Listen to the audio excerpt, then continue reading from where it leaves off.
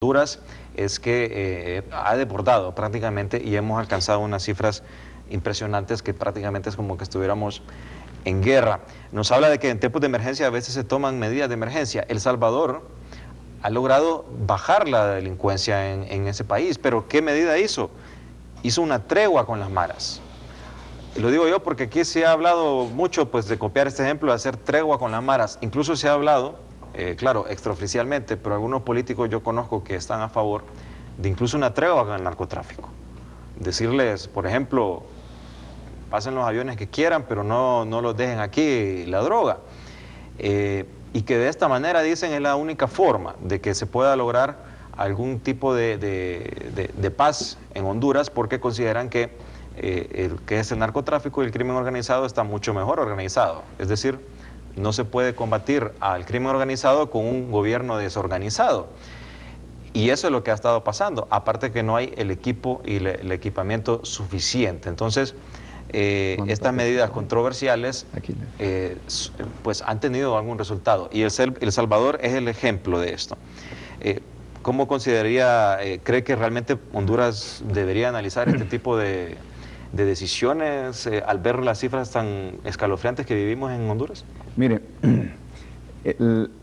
la seguridad ciudadana es una especie como de ciencia, donde hay que tomar decisiones en función de fórmulas que son unas especies de híbridos fundamentadas en experiencia, en recursos y en capacidades que el Estado tiene.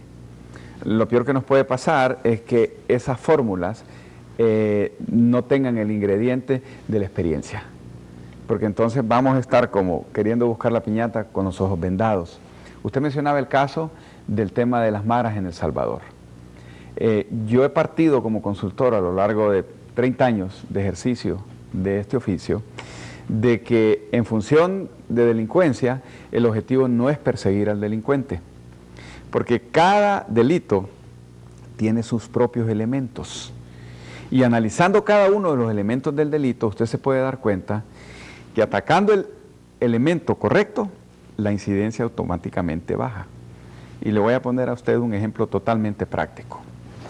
En el gobierno del licenciado Carlos Flores, cuando el licenciado Gautama Fonseca era ministro de Seguridad, el problema que teníamos en Honduras, por lo menos entre otros muchos, era el asunto del asalto bancario. Y usted se recordará que 10 asaltos, 11 asaltos, y los medios de comunicación iban sumando la cantidad de asaltos que se daban. Las instituciones bancarias ponían alarmas, ponían guardias, ponían relojes de retardo en de todo, y los asaltos continuaban y los asaltos continuaban. En aquella oportunidad nos tocó hacer un análisis en el cual lo primero básicamente que hicimos fue establecer los elementos del delito. En el delito de asalto, en primer lugar, tenemos a la agencia bancaria, pero como solución no podíamos plantear cerrar las agencias bancarias porque entonces no tenía sentido. Lo segundo era el dinero, que es la motivación del delincuente para entrar a la agencia bancaria, pero tampoco le podíamos decir a las agencias no utilicen dinero en efectivo. El tercer elemento era el asaltante, pero si la estrategia hubiese sido poder capturar a todos los asaltantes de un solo golpe, que no era posible, no hubiesen pasado ni 48 horas cuando los mandos intermedios de esas bandas hubiesen tomado posesión de los puestos que quedaron libres y el asalto hubiese continuado. Sin embargo, había un elemento del delito que era muy vinculante y era el arma de fuego. ¿Por qué razón, licenciado? Porque no puede un asaltante entrar a un banco sin arma y decir, mire, soy asaltante, si no me entregan el dinero me voy a disgustar. Él tenía obligatoriamente que entrar con un arma de fuego. Inmediatamente estudiamos esta forma de delito y soluciones, por ejemplo en Israel, que en una época hubo una gran ola de asaltos, en Nueva York, en Colombia, y nos enteramos que había una tecnología que eran puertas giratorias con detectores de metal. O sea que nadie podía entrar a esos espacios físicos con armas. Inmediatamente hicimos la recomendación a la primera institución bancaria que nos consultó, trajeron las primeras 22 puertas giratorias y desde aquella época a la actualidad no volvieron a tener un solo asalto bancario. Simultáneamente, el exministro Gautama Fonseca giró una circular a todas las instituciones bancarias para que implementaran el sistema. ¿Qué trajo como consecuencia la instalación de puertas giratorias y controles de metales en los bancos? Que la incidencia del delito de asalto casi literalmente desapareció. Entonces, si nosotros queremos hablar en este momento, por ejemplo, de impuesto de guerra, de extorsión, de homicidio, lo primero que vamos a tener que hacer es definir cuáles son los elementos de cada uno de los delitos, porque la fórmula para cada uno de ellos es diferente. Y aquí es donde la estrategia globalizada no funciona. Por esa razón, por estar utilizando estrategia globalizada, licenciado, han transcurrido 8 gobiernos, han pasado 30 años y se han gastado en seguridad más de 160.000 millones de lempiras en 30 años. Sin resultados, porque mientras sigamos utilizando las estrategias y los recursos económicos de forma globalizada, los resultados van a ser los mismos: ineficiencia, ineficiencia, ineficiencia. Y en el momento que empecemos a focalizar el recurso económico, el recurso humano, el recurso logístico, en forma objetiva por cada uno de los delitos, automáticamente vamos a empezar a tener resultados de reducción de incidencia del delito. Esa es la fórmula, ¿me entiende? Y se lo digo con ejemplos y sí, de forma práctica, de situaciones que ya han funcionado en Honduras y que prácticamente son la guía de solución en países avanzados. En el tema de las maras, importantísimo que usted lo decía, vuelvo al mismo punto, volvamos a poner los elementos del delito. ¿Ah? Tenemos en el caso ahí al marero. Ok, ¿será la solución definitiva perseguir al marero y poner preso a todos los mareros? No, definitivamente que no. En El Salvador creo que hay 15.000 mareros presos y 50.000 en total libertad. Sí. Entonces la solución no es perseguir al marero, la solución es generar situaciones de oportunidades para que estos jóvenes no se sigan integrando a las maras, número uno. Y con los que ya están organizados, la mejor estrategia, como lo hemos visto en El Salvador y otros lugares, es sentarse a negociar, partiendo de la base que el marero que comete un delito se convierte en delincuente y que la aplicación de la ley en ese sentido tiene que seguir su curso. Pero el problema no va a terminar ahí, porque les repito, podrán haber 10.000 guardando prisión, pero tiene 60.000 potenciales delincuentes que están integrando maras que tarde o temprano van a caer en esos espacios de delitos menores y delitos mayores.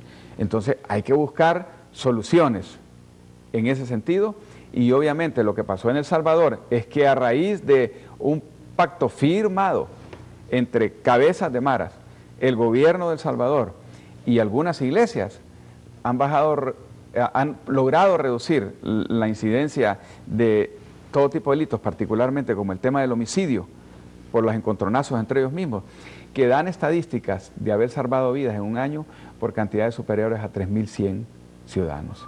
Eso es lo que tenemos que hacer. La tarea es salvar vidas. Sí. Bueno, ya estamos llegando a la parte final. Solo quiero presentarles aquí en pantalla un pequeño fragmento. Este es del informe de la Comisión de Verdad y Reconciliación. Un informe que prácticamente, pues, una que otra recomendación se ha seguido. Quizás solo remover al fiscal contra la corrupción.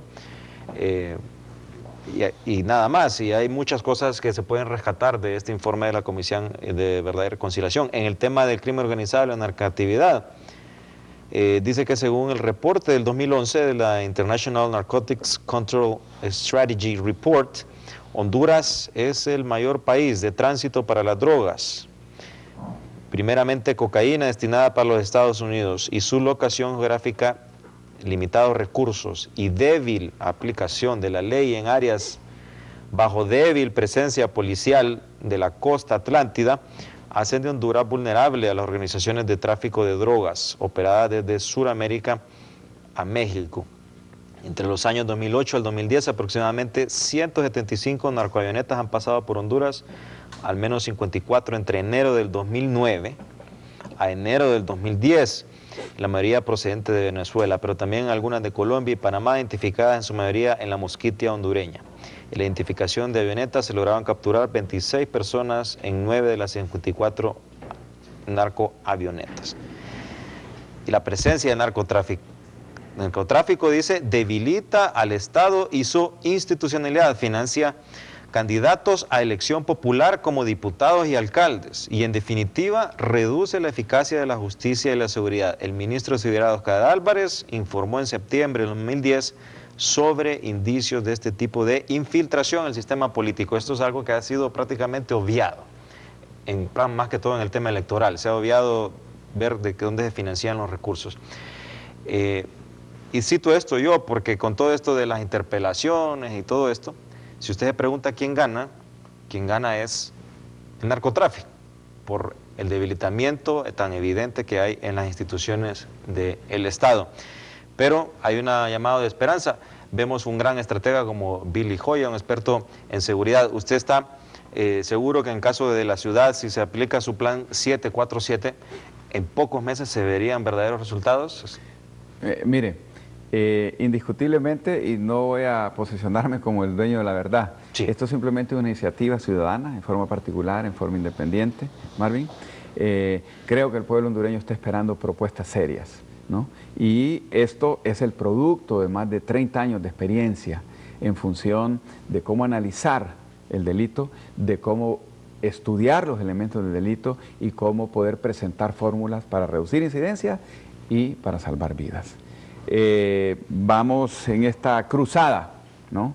Que al final termina siendo política porque es la única forma de poder llegar a posiciones en las cuales se toman decisiones trascendentes en función del tema de seguridad, y esperamos pues contar con el apoyo de la ciudadanía en la promoción de esta propuesta de ley 747 para poder llegar al próximo Congreso Nacional de la República. Bueno, le agradezco mucho por su compañía. Muchas gracias por la Es un placer.